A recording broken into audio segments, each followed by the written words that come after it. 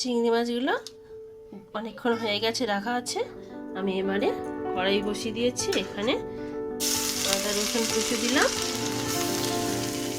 পেঁয়াজ আর কাঁচা লঙ্কা কুচি দিচ্ছি।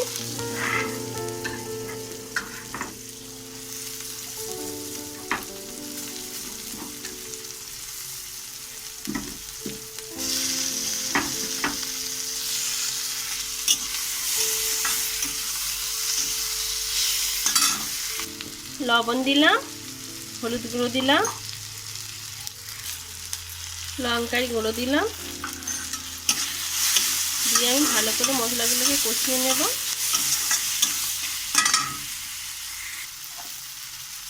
সরষে জিরে ধনে গোলমরিচের গুঁড়ো দিচ্ছি। মশলাগুলো কষিয়ে হয়ে এসছে, আমি ধনে পাতাগুলো দিয়ে দিলাম।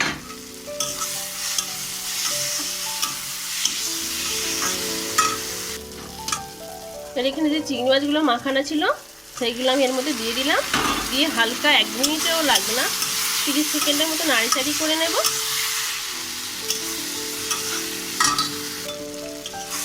তিরিশ সেকেন্ডের মতো নাড়িচাড়ি করা হয়ে গেছে। আমি এখানে সামান্য একটু জল দিয়ে দেব,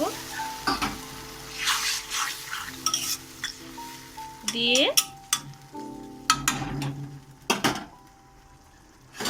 ঢাকনা দিয়ে 5 মিনিটের মতন হালকা আঁচে ভাপিয়ে নেব। ঢাকনাটা খুলে নিয়ে দেখাচ্ছি। দেখুন বন্ধুরা, কত সুন্দর হয়েছে।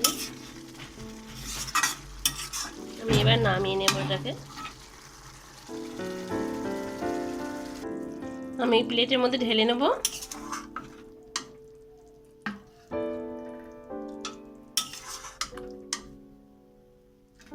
দেখুন কতটা সুন্দর হয়েছে, কতটা সুন্দর হয়েছে দেখুন।